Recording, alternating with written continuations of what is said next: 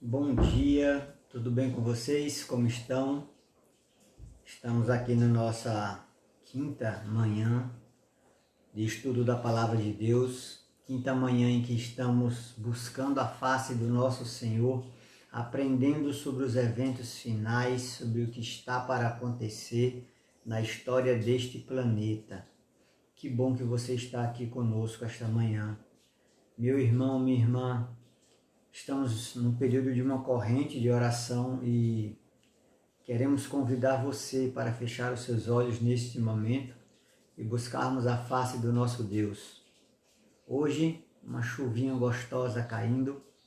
Não sei se o áudio vai conseguir captar esse som de chuva, e é sobre chuva que vamos falar esta manhã. Feche os seus olhos e vamos falar com Deus. Pai querido e Deus eterno, Senhor, Deus Todo-Poderoso, nesta manhã, Senhor, queremos buscar a Tua face, queremos nos deliciar na Tua presença, ouvir a Tua voz, fortalecendo os nossos corações. Ó Pai, nesse momento eu quero Te pedir pelas famílias que estão sofrendo, Senhor, nesse momento. Algumas temendo a morte dos seus parentes, outras já enlutadas, Pai. Por favor, Senhor, conforta o coração dessas mães que estão apreensivas ou enlutadas por seus filhos. Conforta o coração desses filhos que choram e lamentam a perda de suas mães. Por favor, Pai, prepara a Tua igreja para os dias que estão por vir. Nós te pedimos por Jesus. Amém. Meu irmão, minha irmã, como você está? Você está bem? Seu coração está mais calmo nesse momento? Hoje nós vamos falar sobre o que está a magnitude da bênção de Deus sobre nossas vidas. Nós aprendemos até agora que o que está acontecendo hoje é apenas um ensaio, é apenas uma preparação para o que está por vir de verdade. Vimos que não temos por que nos desesperar, não temos por que nos angustiar com relação à pandemia em que estamos vivendo, porque ela é apenas um vislumbre, é apenas o início de um processo, é o início de um evento ainda maior, de proporções ainda mais significativas. Nós vimos que um período de angústia está por vir sobre a igreja. Esse período de angústia, qual nunca houve sobre a face da terra, como descrito em Daniel, capítulo 12, verso 1, ele se faz necessário para preparar a igreja. Vimos que um período de sacudidura da nossa fé está por vir. Seremos duramente provados, duramente testados em nossos sentidos. Nós vimos que tudo isso se faz necessário, pois se trata de um processo de purificação, um processo de refino, de separação da Igreja de Deus. Vimos também, meus queridos, que paralelo a esse período e a este processo, o povo de Deus se separa de vez do mundo. O mundo religioso hoje gira em torno de 2 dias de adoração. Isso é claro, isso é nítido, e isso resulta em uma separação total. Enquanto a Igreja Romana ainda propaga e ainda impera os seus ensinos, suas filhas, suas pseudo-filhas, comungam com ela das mesmas práticas e agora comungam também do mesmo dia. O mundo religioso está caminhando para 2 dias de adoração, 2 marcas 2 selos. Vimos ontem que o poder religioso por trás disso fará aliança com um poder civil-militar para impor esta prática, este dia de adoração sobre todas as pessoas da terra. Hoje nós vamos ver o que estará acontecendo com a Igreja de Deus no meio de tudo isso. Abra a sua Bíblia, por favor, no livro do profeta Joel. O livro do profeta Joel fica próximo a Amós, Obadias. Abra a sua Bíblia. Depois do livro do profeta Daniel, talvez seja mais fácil você encontrar. Daniel, Oséias, Joel. Joel capítulo 2, o verso 23. É sobre isso que nós vamos falar esta manhã. Durante o período de perseguição, durante a sacudidura da igreja, durante o selamento do povo de Deus, durante a separação do mundo religioso e agora do mundo civil em 2 dias de adoração, o que estará acontecendo com a Igreja de Deus? E o que está acontecendo e o que precisa acontecer conosco hoje. Joel capítulo 2, o verso 23 diz assim: Alegrai-vos, pois, filhos de Sião, regozijai-vos no Senhor, vosso Deus, porque ele vos dará em justa medida a chuva. Fará descer como outrora a chuva temporã e a chuva serôdia. Abra agora em Atos capítulo 1, o verso 8. Atos capítulo 1, verso 8. Mas recebereis poder ao descer sobre vós o Espírito Santo. E sereis minhas testemunhas, tanto em Jerusalém como em toda a Judéia e Samaria e até os confins da terra. O que Joel e Atos têm a ver? Aqui em Atos nós vemos a promessa e podemos acompanhar no capítulo 2 o cumprimento do que lemos em Joel. O derramamento do Espírito Santo no Pentecostes, no livro de Atos, é a chuva temporã.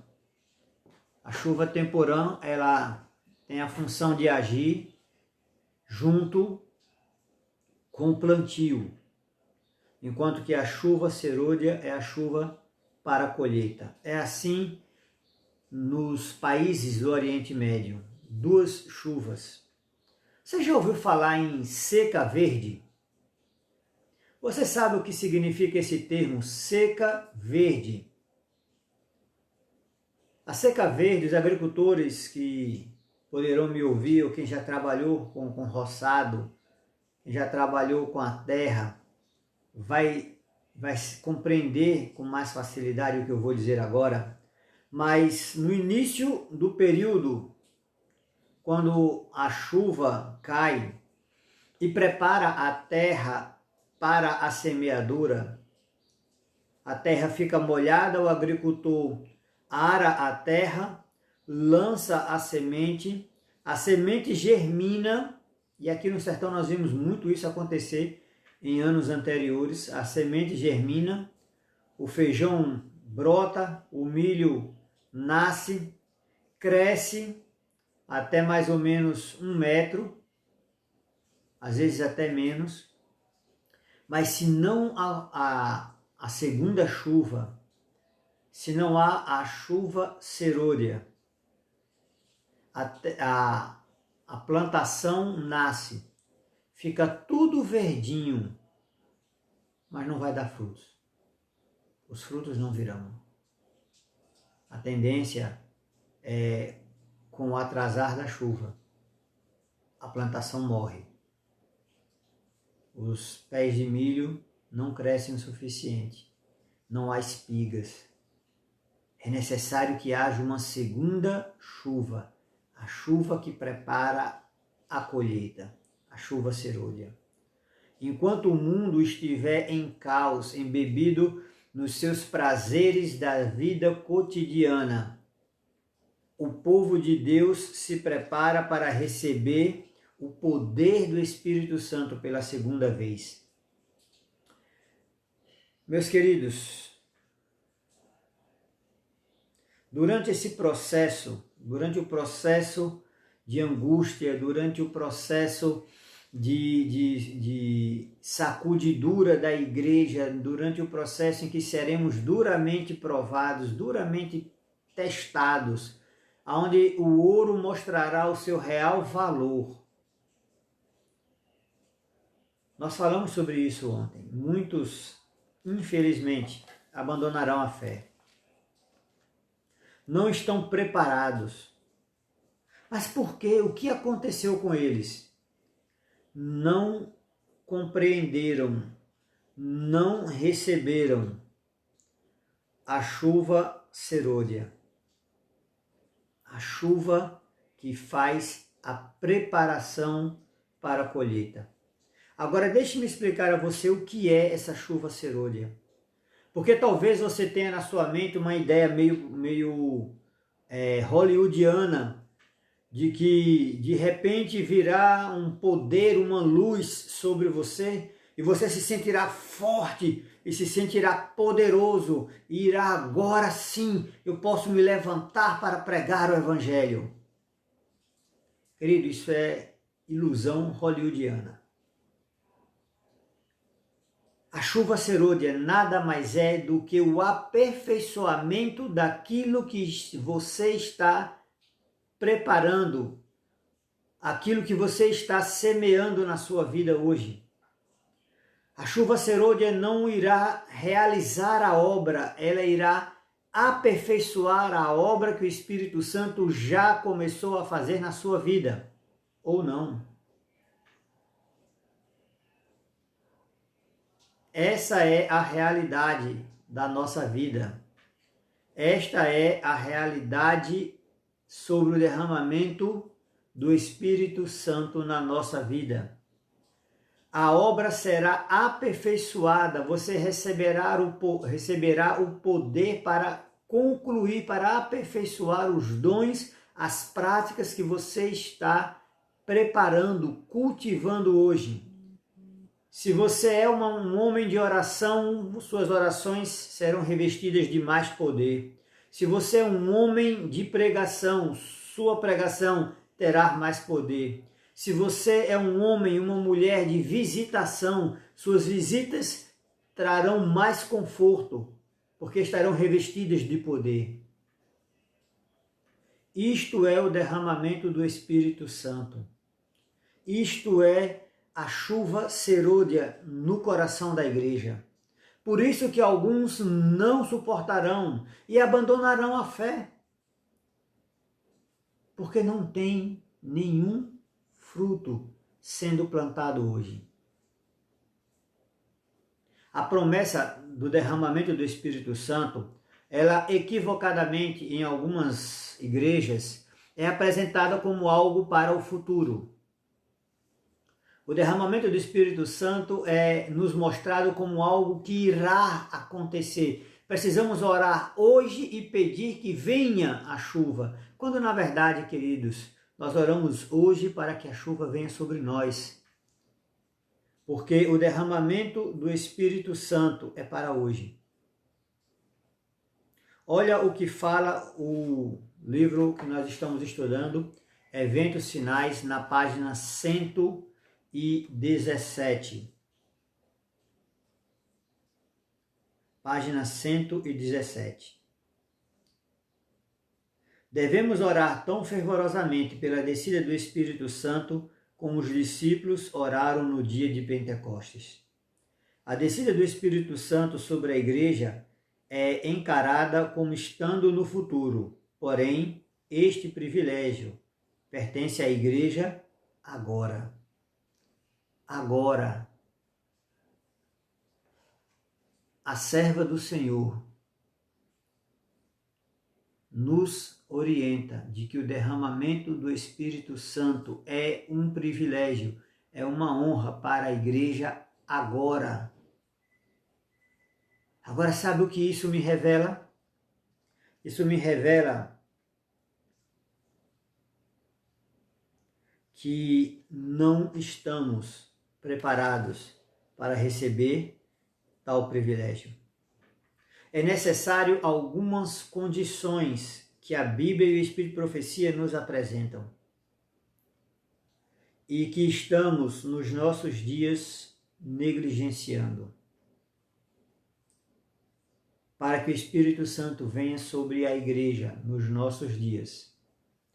Se faz necessário que haja primeiro o reavivamento e a reforma da nossa vida. Eu acho engraçado porque às vezes nós gostamos tanto do refinado.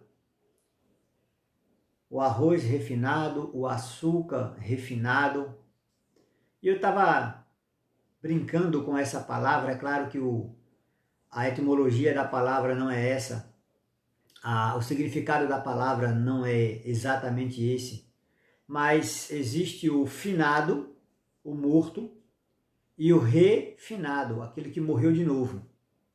Eu brinco com isso, dizendo que o alimento refinado é aquele que morreu duas vezes.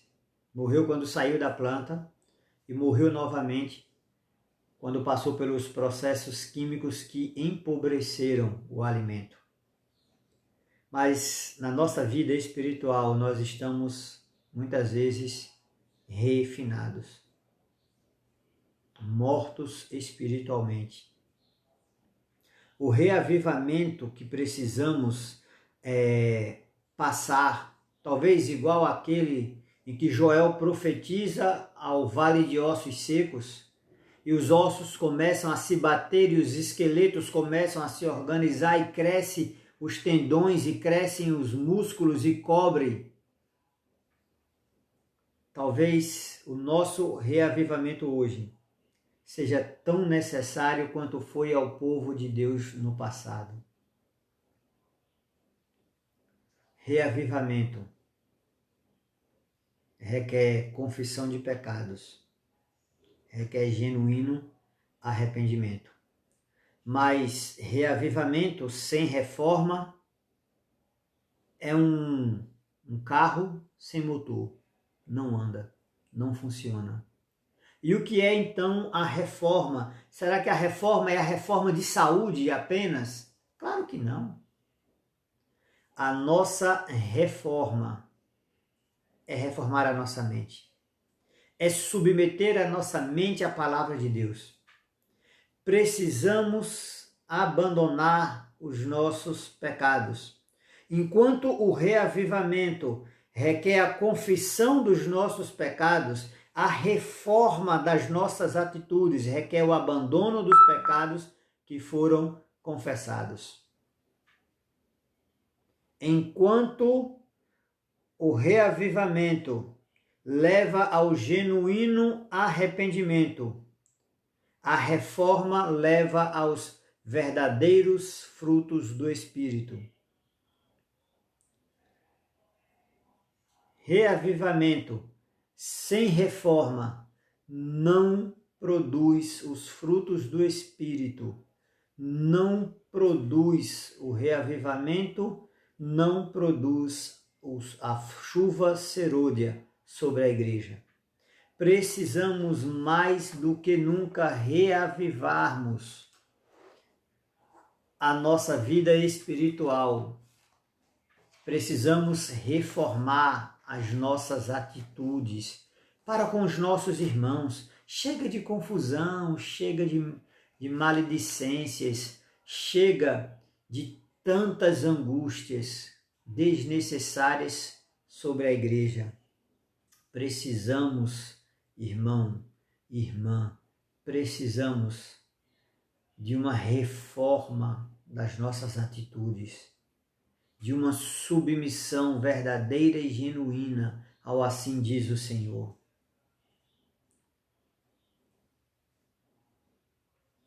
Quando o povo de Deus estiver devidamente preparado, a chuva serôdia, o derramamento do Espírito Santo virá sobre a igreja. Quando o reavivamento e a reforma forem reais na minha vida, eu serei batizado com o Espírito Santo. Quando o reavivamento e a reforma, quando a minha vida espiritual for reavivada e as minhas atitudes reformadas perante a palavra de Deus, o Espírito Santo virá sobre a sua igreja. Mas algumas verdades precisam ser postas. Diferente do que aconteceu no Pentecostes, quando uma sensação de vento, um som de vento pôde ser ouvido e línguas de fogo foram visíveis perante os apóstolos, a chuva serôdia, ela será invisível. Segundo o que o Espírito de profecia revela, o derramamento do Espírito Santo será invisível sobre a igreja de Deus.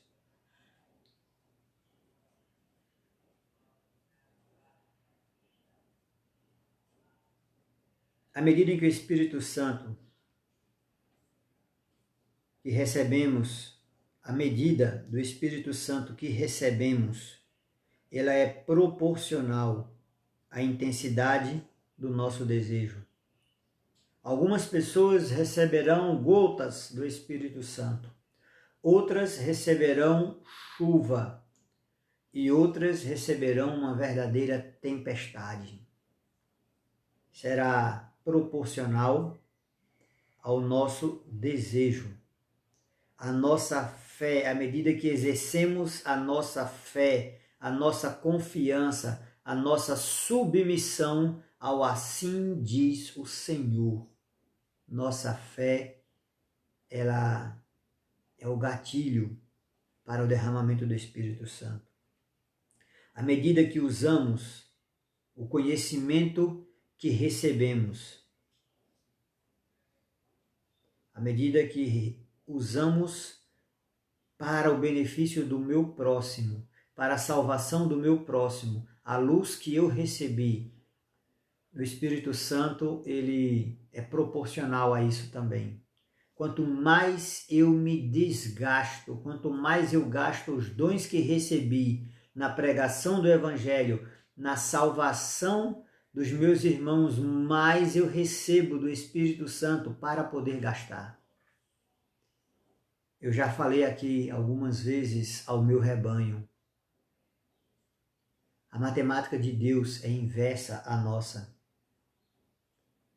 Enquanto para nós 1 mais 1 será sempre 2, para Deus 1 mais 1 será sempre 0. Eu recebo uma bênção, busco a segunda bênção, mas não gasto a primeira, eu não recebo, é 0. Agora para Deus 1 menos 1 sempre será 2. Enquanto que o mundo diz que 1 menos 1 é igual a 0, para Deus 1 menos 1 será igual a 2. Eu tenho uma bênção, eu gasto esta bênção, eu esgoto esta bênção no serviço do Senhor para salvar o meu próximo, eu recebo 2 bênçãos.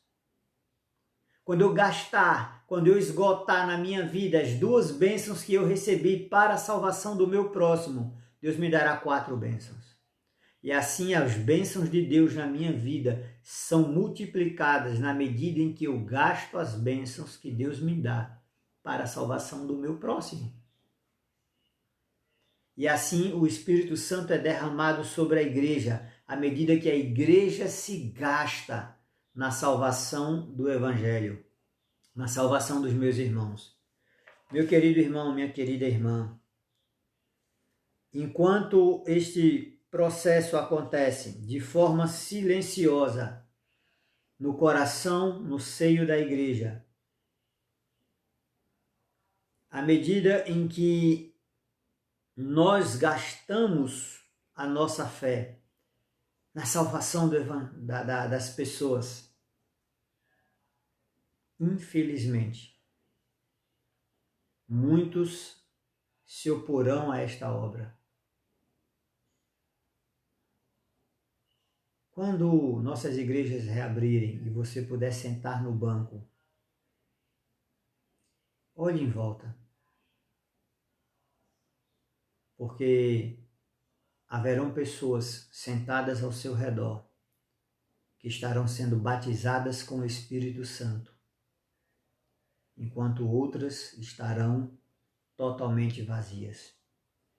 Receberam o Espírito Santo quando entregaram a vida a Cristo, mas se tornaram secas verdes. Não produzem, não recebem a chuva serôdia para frutificarem, para aperfeiçoarem os dons que Deus concedeu a eles. Sabe, meu irmão, o Evangelho de Marcos, no capítulo 4, Marcos capítulo 4, verso 17. Abra sua Bíblia. Evangelho de Marcos, no capítulo 4, no verso 17.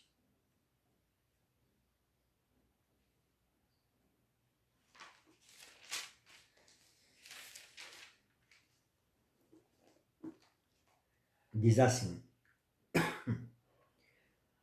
mas eles não têm raiz em si mesmos, sendo antes de pouca duração. Em lhes chegando a angústia ou a perseguição por causa da palavra, logo se escandalizarão. Você consegue compreender isso? Você entende que nos dias à nossa frente, aqueles que não têm raízes firmes na palavra de Deus, aqueles que viveram de acordo com as suas paixões, aqueles que fecharam seus ouvidos para ouvirem a palavra de Deus, estes, infelizmente, não suportarão os dias à nossa frente. Abandonarão a fé. Se voltaram contra aqueles que permaneceram fiéis à verdade. Meu irmão, minha irmã, eu clamo a Deus para que você entregue o seu coração, para que você se santifique.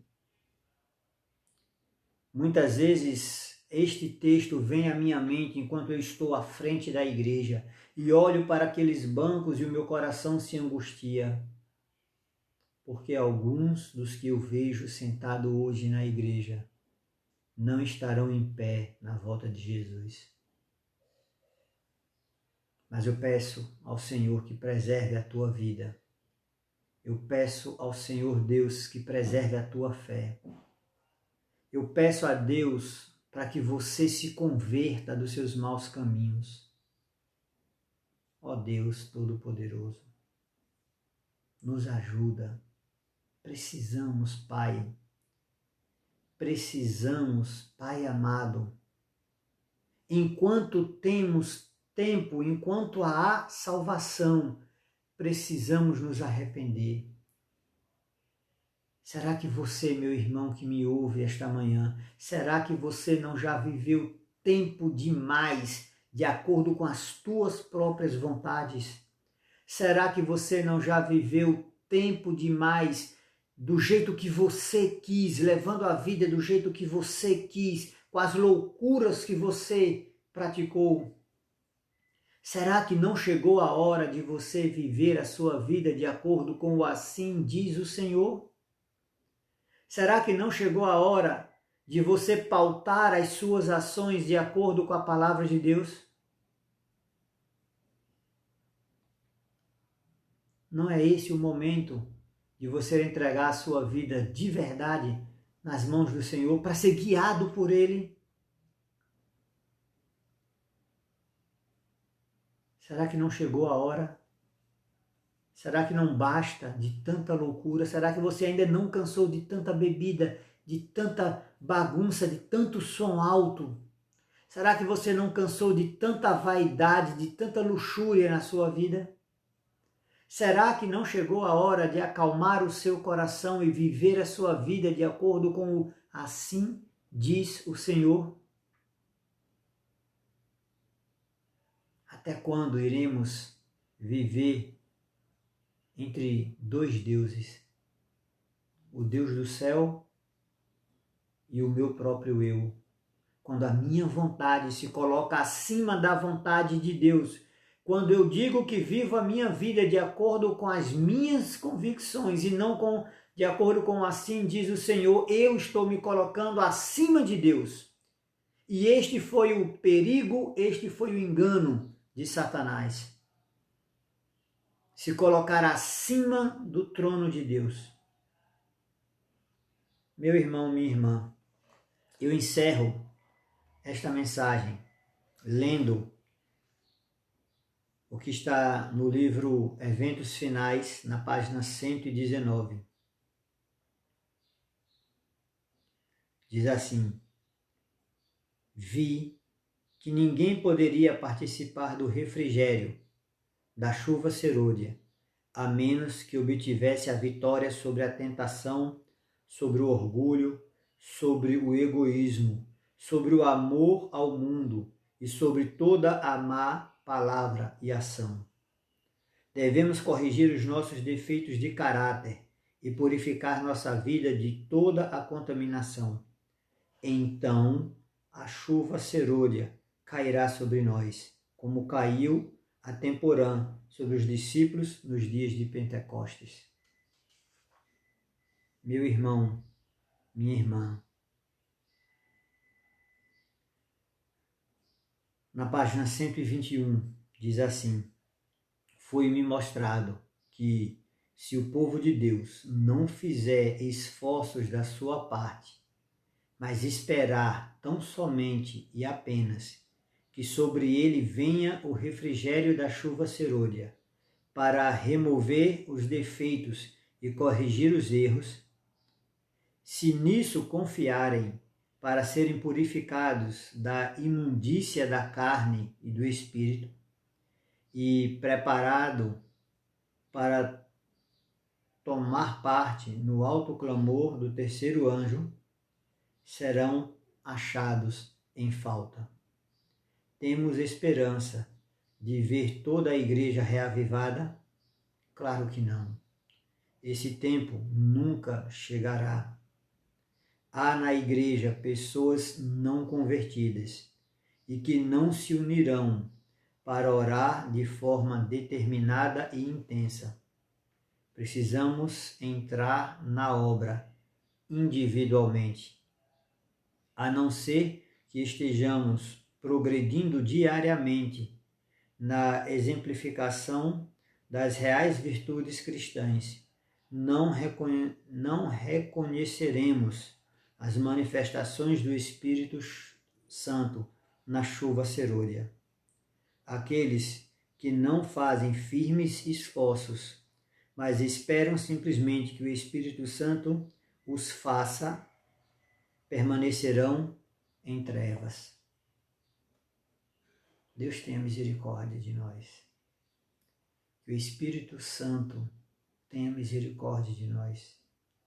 Porque enquanto acharmos que sem abandonar os nossos pecados, sem santificação da nossa vida, sem esforço da nossa parte, sem colocarmos os joelhos no chão para de uma forma vívida e intensa clamarmos pelo Espírito Santo, clamarmos por forças e poder para abandonar os nossos pecados, para abandonarmos o mundo, para abandonarmos aquilo que o mundo nos diz ser correto. Enquanto não fizermos os devidos esforços, enquanto não houver o devido reavivamento e a devida reforma na nossa vida, na nossa forma de agir, na nossa mente, enquanto não houver tais atos e propósitos em nossa vida, o Espírito Santo não virá sobre nós.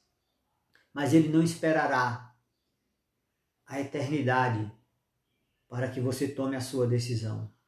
O Espírito Santo está sendo hoje, agora, derramado sobre a igreja. Sabe, queridos, às vezes eu gostaria que nós falássemos de Deus com a mesma força e com a mesma intensidade com que falamos de política. Eu queria que defendêssemos a verdade com a mesma força com que defendemos políticos. Eu queria que gastássemos tempo dando estudos bíblicos, como gastamos tempos em redes sociais. Enquanto a igreja não despertar, enquanto a igreja não se santificar, enquanto a igreja não buscar o Espírito Santo de forma verdadeira, ainda permaneceremos nesse mundo em trevas. Ainda permaneceremos nas trevas. E, meu irmão, minha irmã, eu oro para que você se santifique, para que nesta manhã você busque santidade ao Senhor. Abandona, irmão, aquelas práticas do mundo. Abandona, meu irmão, minha irmã, aquilo que o mundo te oferece de forma que agrada aos nossos olhos, mas que, na verdade, no fundo do nosso coração, sabemos que não agrada a Deus.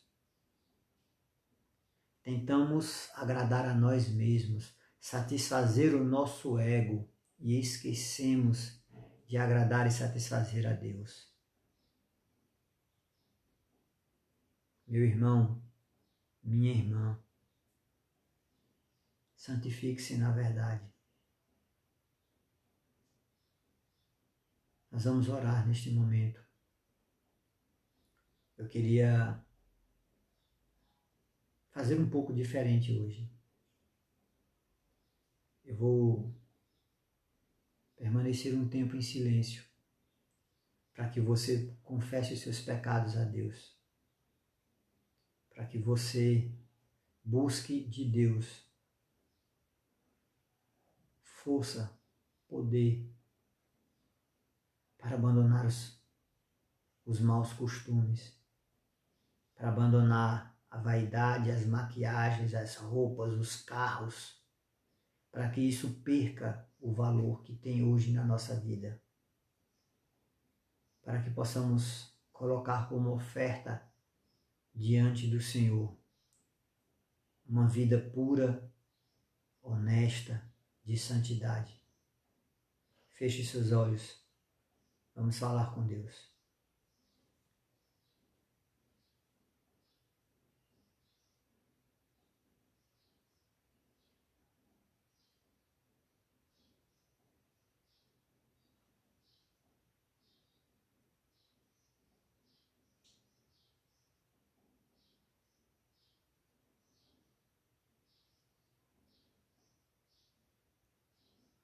Pai Santo e Deus Eterno,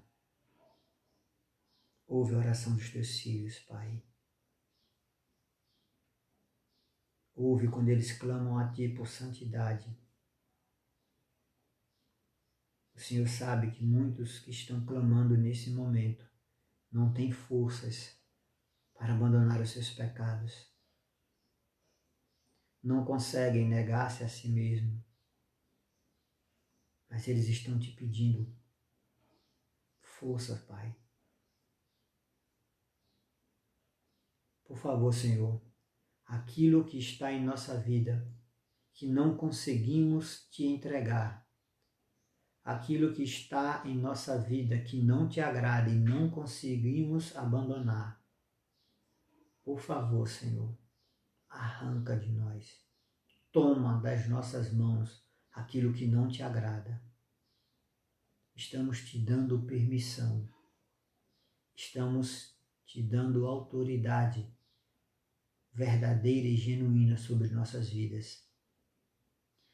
Não conseguimos te entregar, Senhor, não porque isto interfira no nosso livre-arbítrio, mas é porque o pecado já faz parte de nossas vidas e não conseguimos, não temos forças para abandoná-lo mais.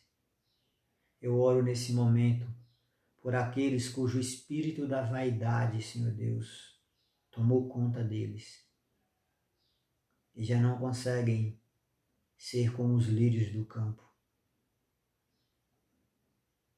Eu te peço por aqueles irmãos cuja mente assoberbada pelos desejos de riqueza fazem com que não enxerguem mais as necessidades dos seus irmãos que estão ao seu redor. Eu oro por aqueles que tanto trabalham em busca de riquezas, por aqueles que correm atrás do vento e ainda não sabem, ainda não entenderam que aos seus amados o Senhor dá enquanto dormem. Ó Pai, precisamos reavivar a nossa fé, reavivar o nosso relacionamento contigo. Precisamos reformar as nossas condutas, submetermos a nossa vida ao assim diz o Senhor. Tem misericórdia de nós. Os dias à nossa frente serão difíceis. O nosso momento profético é de angústia e sacudidura da igreja. Precisamos entender que pastores não são exemplos, que bispos não são exemplos, que padres não são exemplos. Jesus é o nosso exemplo. É o seu caráter santo que precisamos desenvolver em nossa vida neste momento. Ó Pai, transforma o nosso ser, a nossa mente, para que vivamos em santidade e em novidade de vida. Que hoje, Senhor Deus, mais do que nunca, reformemos as nossas atitudes e reavivemos a nossa relação contigo, para que possamos ver a manifestação do teu poder sobre nós, a tua mão protetora sobre a tua igreja. Nós te rogamos em nome e por amor de Jesus. Amém. Que o Senhor te abençoe e te guarde. Que o Senhor faça resplandecer o seu rosto sobre ti. Que o Senhor tenha misericórdia de ti, meu irmão, e te dê a paz. Em nome de Jesus. Amém.